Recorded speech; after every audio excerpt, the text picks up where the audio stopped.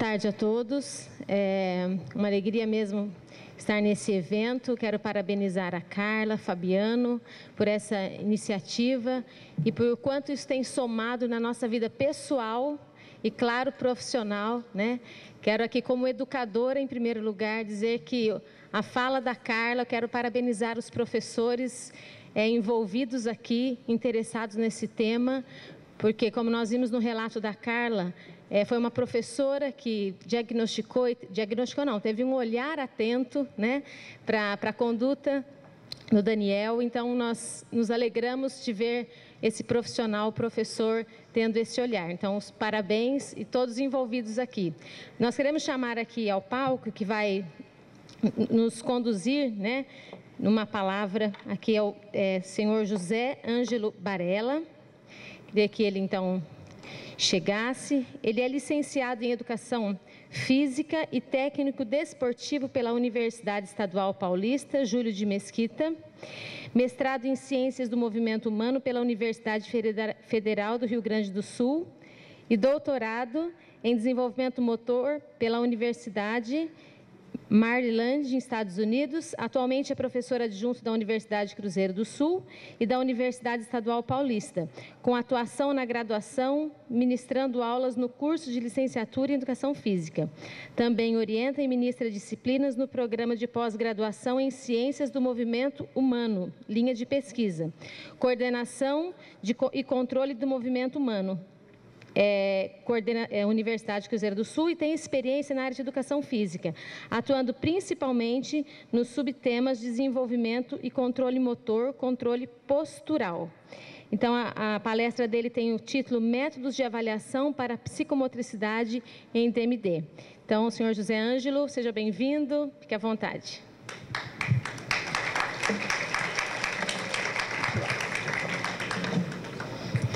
Bem, boa tarde a todos. Vamos ver lá a questão dos slides. Enquanto nós vamos acertando os slides, eu gostaria de estar agradecendo, então, a oportunidade de estar aqui, especificamente, né, agradecendo a Carla pela organização, pelo empenho, e também gostaria de estar pedindo desculpas, né, agora à frente de todos, né, porque quando a Carla conversou comigo, eu falei, olha, né, pode contar comigo, vai ser um prazer. Na verdade, está sendo um prazer.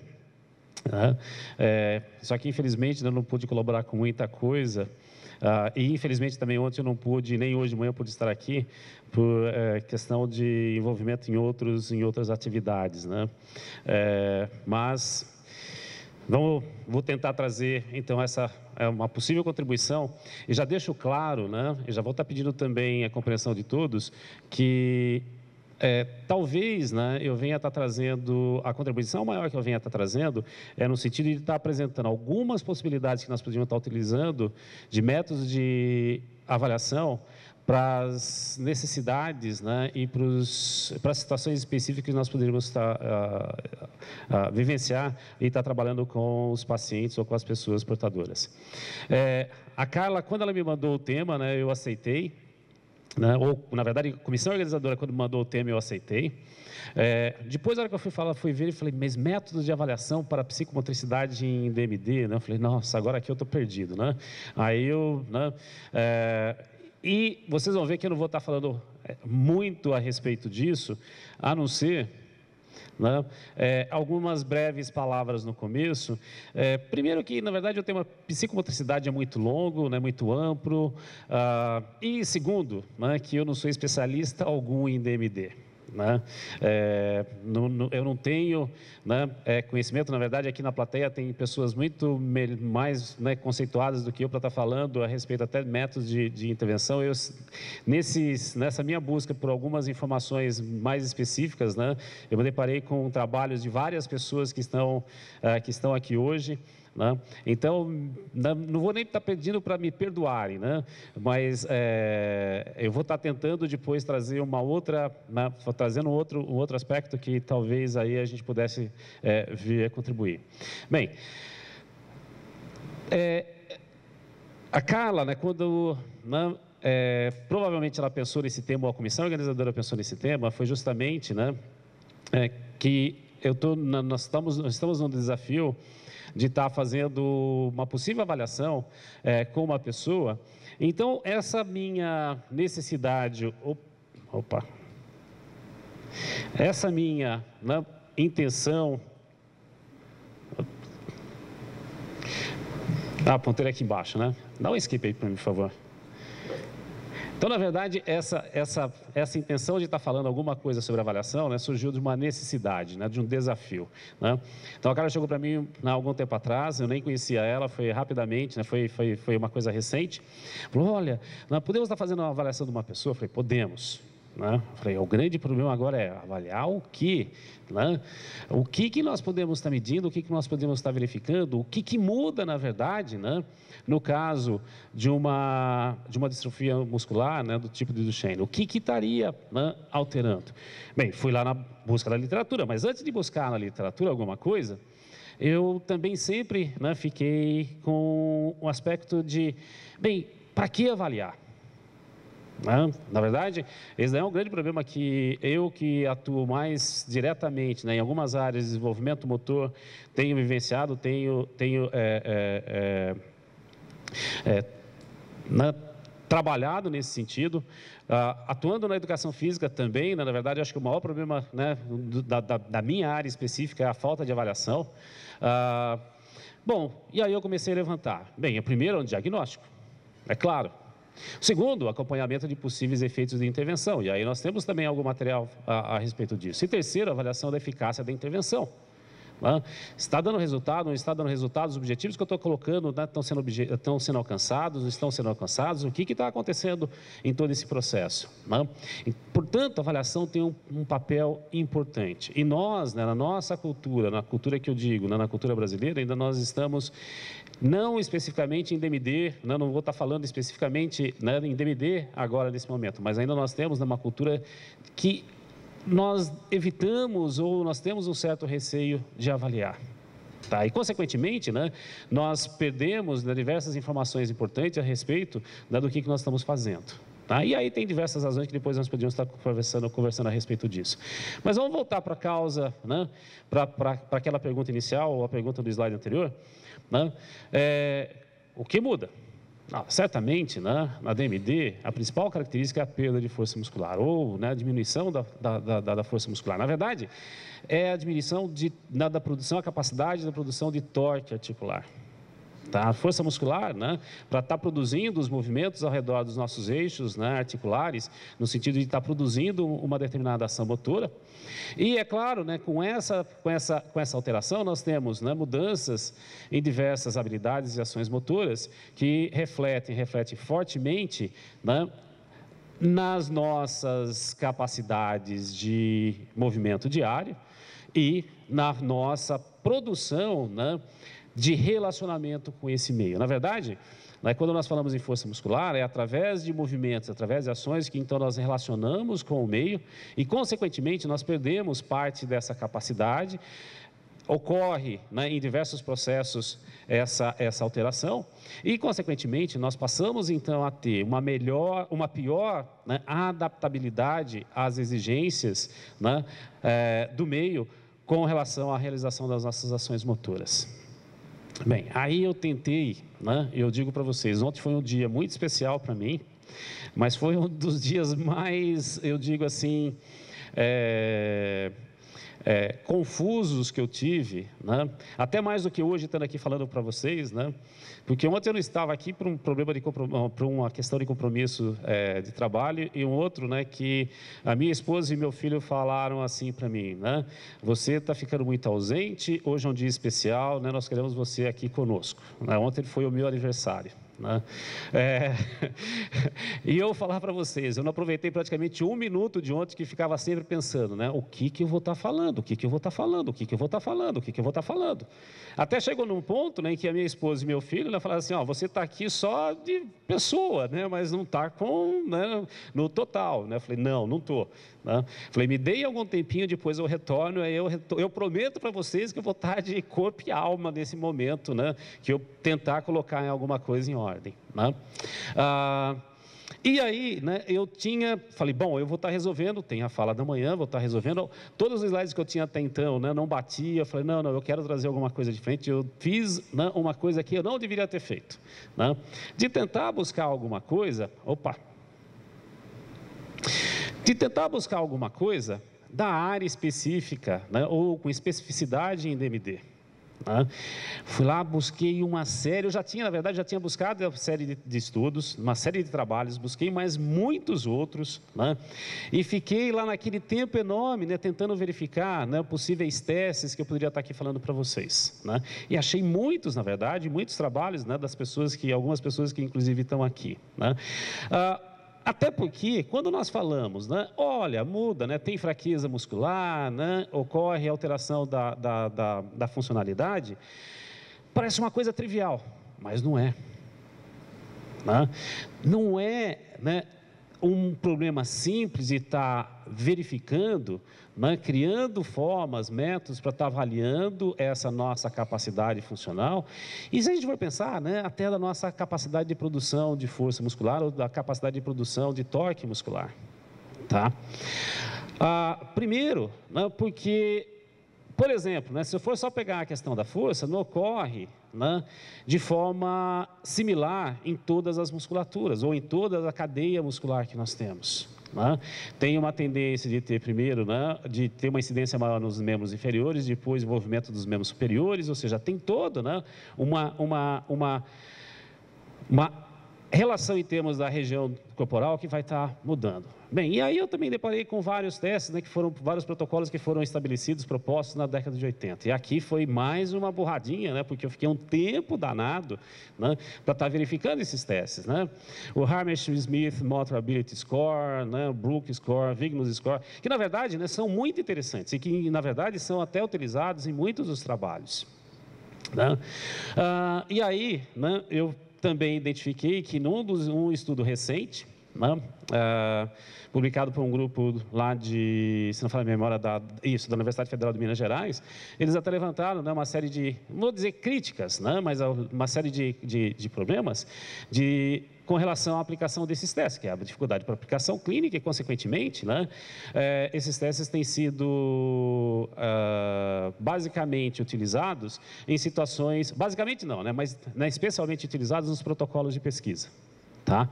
Bem, então ali já tem, né, nós temos ferramentas, mas essas ferramentas não são tão tranquilas de serem utilizadas, né? Ou seja, volta aqui, não é um problema simples ou trivial. E é o mesmo problema que nós vivenciamos, que eu vivencio hoje em dia para estar verificando desenvolvimento motor em crianças com desenvolvimento típico, que nós vivenciamos para estar, né, verificando ou avaliando, né, protocolos em algumas áreas específicas. Né? Bem, me deparei também com um teste que parece que é o mais aceito na área, né? E aqui eu estou falando, que parece ser o mais aceito, depois vocês podem até falar, não, Barala, não é esse o mais aceito, não vai ter problema algum com relação a isso, que é o Motor Function Measure. Tá? E aí eu falei, opa, então tem alguma coisa interessante, deixa eu ver, né, para onde que nós vamos com isso daí. Né? E achei mais ainda interessante porque teve uma tradução, né, publicada agora recentemente na Revista Brasileira de Fisioterapia. Né? Eu, né, na verdade, depois que eu me lembrei, né, na época eu era até editor de área dessa revista, né, e eu fui um dos, não do avaliador, né, mas eu que passei, né, esse teste até passou numa discussão que nós estávamos realizando lá em termos dos editores. Né? Tem algumas características do teste, eu até fui e peguei, né, trouxe, opa, está muito rápido aqui, né? Fui lá na revista, puxei parte, né, dos testes, né, são os 32 testes, os 32 itens, né, divididos em 3 domínios, né, na verdade, isso aqui é uma segunda versão desse tipo de teste, porque na primeira versão era mais longo ainda, tinha 51, né, itens, ou seja, né, são testes em cima de testes, né, eu falei, bom, mas deixa eu ver se tem mais alguma coisa interessante, aí tinha até algumas fotos que estão lá publicadas ainda na revista, né, falei, ótimo, né, falei, bom, mas não quero entrar no mérito. Cheguei num ponto, falei, eu não quero entrar no mérito para verificar se esses testes, né, se esses formas de avaliação, né, se elas são as mais adequadas ou não são as mais adequadas. Né? Foi quando eu voltei, né, para minha família, Falei, bom, agora vocês me têm, né? Porque eu cheguei à conclusão que eu não iria estar vindo aqui hoje para falar desses testes para vocês. Eu falei, não, isso aqui, né, vocês sabem melhor do que eu, né? Vocês já devem ter vivenciado esses testes, já devem ter, né, tem críticas e tem, né, consegue relacionar algumas vantagens e algumas desvantagens desses testes. Eu falei, não, né, eu quero estar falando de algumas outras coisas, e é isso que eu vou estar aproveitando meus 10 minutos finais aqui, né, e se eu passar do tempo pode estar me cobrando, né, para estar falando para vocês. Ou seja, toda e qualquer escala, toda e qualquer, né, relação de itens para ser avaliados, nós vamos ter dificuldades tremendas. Tá? Bem, nós estamos, né, aqui em Rio Claro um pouco também, né, mas principalmente em São Paulo, trabalhando com uma série de avaliação com populações as mais variadas. Né? Hoje em dia, lá no laboratório, nós estamos avaliando, né, ou procurando estar desenvolvendo alguns protocolos de avaliação com crianças com dislexia, crianças que têm dificuldade de aprendizagem, com diabéticos, com pessoas que tenham problema, né, de mal de Alzheimer, por exemplo, né? Ainda pessoas que têm, né, descoordenação DCD, né, descoordenação, né, desordem coordenativa desenvolvimental. E nós estamos elencando lá, né, uma série de testes para estar verificando algumas das características que nós achamos essenciais. Não são as únicas, mas dentro da grande quantidade, né, é aqui que a gente tem trabalhado. Força muscular, e aí vocês vão falar, Barela, mas aqui, olha, dá para a gente estar aplicando, né? Por exemplo, olha, uma pessoa, né, que tem, né, distrofia muscular, muitas vezes, né, não vai estar conseguindo fazer esse tipo de teste, utilizando esse tipo de dinamômetro, né? Bem, nós temos possibilidade de estar fazendo, e nós estamos, né, com N dinamômetros, N possibilidade de estar calculando ou obtendo, né, quantidade de força. Tá? Nesse caso, nós podemos né, ter força de pressão palmar, né, nós fazemos de dedo, né, esse outro caso aqui, né, de estar fazendo do formato de pinça. Ou seja, se nós queremos, então, verificar dentro de um protocolo de intervenção, dentro de uma forma de verificação, né, produção de força, tá? Nós poderíamos, então, nós temos condições de estar realizando. No caso específico aqui, nós temos esses dinamômetros que são muito versáteis, são muito, né, fáceis de manusear, mas que, né, nos possibilita uma informação relativamente limitada, porque só possibilita da gente estar verificando, né, força máxima, por exemplo. Tá? No finalzinho eu vou estar apresentando para vocês, né, depois, a gente chama de coordenação manual, mas que entra também na capacidade de força, que dê para a gente verificar como que essa força está sendo realizada, alterada e mantida ao longo do tempo. Nesse caso tem toda uma sessão, tem toda uma sequência de informações que eu vou estar passando, né? Nós utilizamos esse, mas nós utilizamos vários outros também. Se nós queremos estar trabalhando com membros inferiores, né, nós temos capacidade também, ou temos condições simples até de estar realizando, né, avaliação de força, né, de torque no caso, isométrico, máximo ou dentro do limiar, tanto ao redor do tornozelo, ao redor do joelho, para flexão, para extensão. Tá? Se é esse o nosso objetivo de estar verificando a partir de um protocolo de intervenção, então dá para a gente estar verificando também. Nós fazemos vários outros testes funcionais. Eu peguei só um aqui, porque inclusive foi um que eu também verifiquei num trabalho, né, relacionado a DMD, que é um grupo que verificou a relação, né, de um daquelas escalas, de um daqueles testes, né, com o Time and Go, acho que eu não coloquei isso, o Time Up and Go, né, que é o de levantar, né, caminhar, né, 3 metros, voltar, né, e sentar novamente. Ah, mas olha, né, para ficar em pé, nós já temos agora um paciente que não está conseguindo ficar em pé. Não, nós temos outras variações, não do Time Up and Go, mas algumas variações de estar caminhando uma determinada distância, né, repetindo diversas vezes, em diversos momentos, né, e verificando se está tendo alguma alteração, se não está tendo alguma alteração. Né?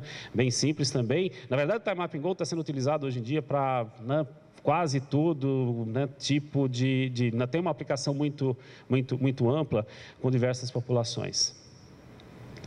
E aqui eu vou um pouquinho mais com calma. Né? Eu não trouxe aqui grandes, né, informações, mas, por exemplo, né, para estar falando de controle postural, tá? Que é daquele bloco, né, de possibilidades ou de habilidades, vou colocar que nós precisamos ter domínio. Nesse caso, nós fazemos, né, em termos de controle postural, né, uma série de análises, né, desde manutenção da postura em pé. Mas a minha pessoa, né, o meu paciente não consegue ficar em pé, pode ficar sentado. Né? Além de ficar, né, nessa posição, sentado ou em pé, nós avaliamos magnitude de oscilação. E aí nós podemos também estar avaliando algumas outras características do controle postural. Né? Quando eu estava entrando aqui, a Soninha me cruzou e falou, olha, né, como que está a sua sala e assim por diante. Né? Então nós temos, essa daqui é a sala de São Paulo, uma sala móvel. Né? É uma sala especial, ela está posicionada sobre rodinhas aqui. E nós conseguimos fazer algumas manipulações. Por exemplo, manipular a informação visual. Tá? O piso é fixo, a sala vai para frente e vai para trás, pouquinha coisa, na verdade, vai o tanto que a gente programar ali no motor que está escondido lá atrás. Né? E a pessoa passa a estar, né, qualquer um de vocês aqui, né? Até eu, muitas vezes, quando eu esqueço que ela está sendo movimentada, se eu ficar lá dentro, eu vou passar a fazer o movimento juntamente com a sala. E aí nós podemos estar fazendo agora uma outra avaliação, que é da relação do acoplamento, percepção, ação. Que em muitos casos, e principalmente no caso de algumas populações especiais, a gente consegue detectar já essa alteração, ou no domínio motor, ou no relacionamento entre o que está sendo fornecido e o que está sendo gerado, o que está sendo realizado, ou então na forma como essa informação está sendo, ou que esses estímulos estão sendo captados pelo sistema. Tá? Bom, mas se a gente não estiver satisfeito com isso ainda, nós poderíamos estar colocando alguma outra coisinha a mais. Aqui na frente, aqui, ó, tem uma barra de toque móvel também. Né? A pessoa coloca o dedo de forma bem levemente, de forma, né, nós chamamos de toque suave, com menos de 1 newton, e aquele toque, né, se essa superfície estiver estacionária, vai auxiliar, vai ajudar muito no controle postural. O que muitas pessoas com utilização, né, de bengala usa, né, não tanto para suporte mecânico, mas principalmente para estar obtendo informação sensorial. Tá? Nós também fazemos isso quando nós tentamos nos locomover no escuro, né, e vamos lá tateando a parede, por exemplo. Né? Não é um suporte, quando estiver caindo pode ser até mecânico, mas em boa parte do tempo é informação que nós estamos obtendo, buscando a respeito de onde que eu tenho o meu corpo em relação ao ambiente. E se a gente não estiver satisfeito ainda, nós podemos também movimentar essa barrinha para frente e para trás. Tá? Então, em termos de controle postural, nós conseguimos, né, nós estamos fazendo com toda aquela população que eu comentei com vocês, e ainda agora com crianças com paralisia cerebral, também essa possibilidade ou essas ações em termos de controle postural. Mas nós queremos agora verificar uma outra, né, um outro domínio, uma outra partezinha, né, habilidades manipulativas. E aí tem uma série de testes, né? Eu trouxe um aqui do 9 pinos, que é o mais simples, né? Que inclusive, né, é muito parecido com aquele teste do Motor Function Scale, né? Em alguns aspectos, em que nós temos agora, trabalhamos com coordenação, e trabalhamos, inclusive, né, dá para estar inferindo também um pouco da produção de força, um pouco da produção de torque articular. Aqui é um exemplo, né, eu esqueci de mencionar, mas aqui é um exemplo de nós também, né, fizemos alguns testes com crianças com síndrome de Down, Né? Essa daqui era de um projeto, de um grupo que estava também passando por uma intervenção e queria, né, verificar se nós podíamos estar contribuindo. E aqui, para eu estar finalizando, né, um outro agora que envolve um pouquinho mais de cabos, fios e computador. Né? Nós temos um sistema, na verdade 2 sistemas, né? Estamos indo para o terceiro agora, uma série de células de carga, células, né,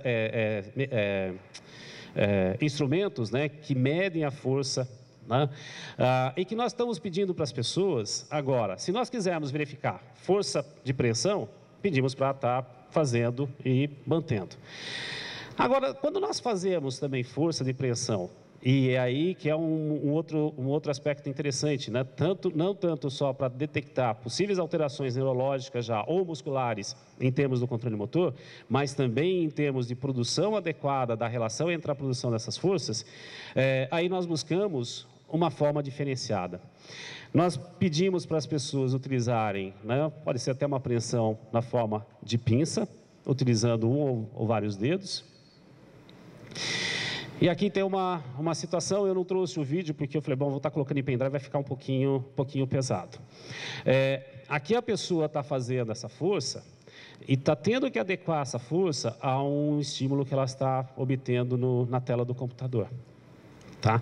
E esse estímulo, ou essa informação visual, nós podemos estar fazendo das formas mais variadas possíveis. Nós podemos fazer da forma de rampa, nós fazemos da forma de rampa, linha reta, fazemos no sentido de estar aumentando aqui numa curva e depois manter, depois cair e alterar. Nós fazemos que aí que é uma parte mais interessante, né, para estar detectando alterações, tanto funcionais por decorrência de algum problema ou por intervenção, por melhora a partir de uma intervenção, que é a coordenação das forças. É por isso que eu utilizei esse termo coordenação manual.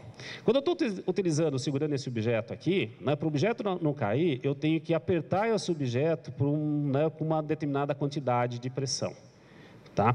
Só que eu não posso estar apertando muito, né, porque esse daqui até que resiste, mas se eu pegar um copo, e esse daí é um problema sério que tem, por exemplo, para hemiparético, né, com o membro afetado, que ele perde essa sensibilidade e alguns outros mecanismos, né, que aí aperta demais, esse objeto pode estar sendo, né, quebrado, por exemplo. Tá?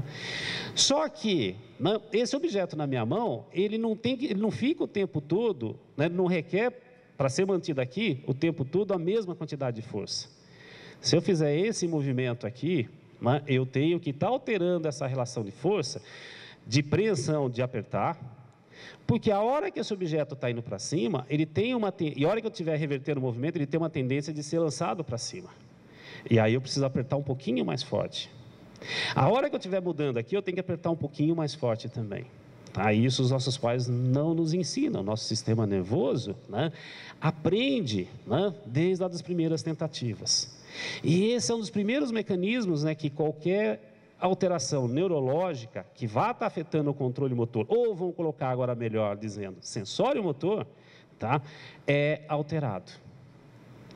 Então, nesse caso, esse daqui não é um projeto meu, esse aqui é um projeto de um ex-aluno e agora colega de trabalho, vem desenvolvendo, em que nós estamos aplicando, né, em populações as mais variadas. Né?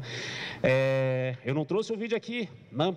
Mas é uma loucura, né? Nós podemos estar simulando, né, ida, subida e vinda, então não sai nada, isso daqui não é alterado, fica parado. E agora nós estamos desenvolvendo um outro para estar levando em escolas e em outros locais, que é uma célula, né, um aparato bem pequenininho aqui, e que só pedir para a criança movimentar, para cima e para baixo. Tá? E aí nós buscaríamos se esse sistema está produzindo essa relação de força, essa coordenação de força de forma adequada ou não. Vocês vão falar Varela? Não? Mas as críticas que nós podíamos estar fazendo com aquelas baterias de teste, com aqueles outros sequências, né, ou escalas já desenvolvidas, agora nós podíamos estar aplicando o inverso aqui nessa sequência de teste. Sim. Tá? Nós temos algumas vantagens e algumas desvantagens desses testes. Né? Bom, vantagens. Dá para a gente verificar quantitativamente, né, de forma muito direta. tá? E de forma, eu não vou colocar precisa, mas muito acurada. Se tem algum desviozinho, né, já dá para a gente perceber. Exemplo, né, diabéticos que têm um problema sério de ulceração na planta, dos pés, aqui, quando chega naquela situação, é porque o sistema já passou por uma grande deterioração. E acontece isso no pé porque é onde que nós temos uma maior descarga, né, e um maior impacto acontecendo. Né? Será que já não aconteceu alguma perda, né, na coordenação manual, na relação de forças dos dedos? Já. E é isso que nós estamos mostrando, né, com esse tipo de teste. Tem como a gente estar fazendo uma comparação direta entre, né, intervenção, pré-intervenção, pós-intervenção. Tá? E não demanda, né, um esforço muito grande. Agora, tem algumas desvantagens. Né? Não dá para a gente verificar assim, olha, que nível que uma pessoa, por exemplo, com DMD, né, apresenta, em que estágio que ela se encontra. Porque nós não temos dados normalizados, né, nós não temos referências, pelo menos ainda, para a gente estar trabalhando com relação a isso. Desvantagem também de instrumentos. Né, há necessidade de alguns instrumentos, embora alguns aqui sejam, né, estejam hoje bem acessíveis. O grande problema ainda é uma questão de envolve uma certa tecnologia por trás e, né, um tempo para aplicação. Alguns desses testes, né, demoram um tempo que, nesse caso aqui, em algumas situações, né, é similar das situações anteriores. Agora, então eu não gostaria, não é que eu não gostaria, né? A hora que eu mudei o foco, falei, bom, ao invés de eu estar falando dos testes tradicionais, né, para estar verificando em DMD, o que nós podemos estar, né, trazendo? O que nós podemos estar auxiliando e em que a gente pode estar auxiliando, né? Então, eu poderia estar falando agora que a Carla está aqui, né, tá presente, que ontem, né, eu ganhei um ótimo presente de aniversário. Né? A Carla, de vez em quando, toda vez que ela manda, né, de vez em quando ela manda um e-mail, todas as vezes que, algumas poucas vezes que eu respondi o e-mail dela, ela chega lá, e aí, vamos estar fazendo a avaliação do Daniel? Né? Eu me fingia ali e ficava quietinho, né? Ficava paradinho, né? Falei, mas avaliar o quê? Né? O que eu... Né? Nós já fizemos um pilotinho, já foi lá e tudo mais. Né? Então, eu já tive... Né, o meu presente foi... Né, se você falar, vamos avaliar o Daniel? Vamos. Né, eu acho que agora nós já estamos preparados, eu pelo menos, né, com base no que eu andei verificando. Não, na verdade, não nos testes, né, nas escalas e nos testes convencionais. Mas alguns testes, né, que a gente podia estar verificando e depois, daqui 6 meses, voltar a avaliar novamente.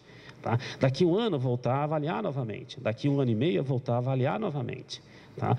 Com base, né, ou com vistas, né, para verificar se está tendo alguma alteração, se está tendo alguma alteração por decorrência de algum protocolo de intervenção ou não.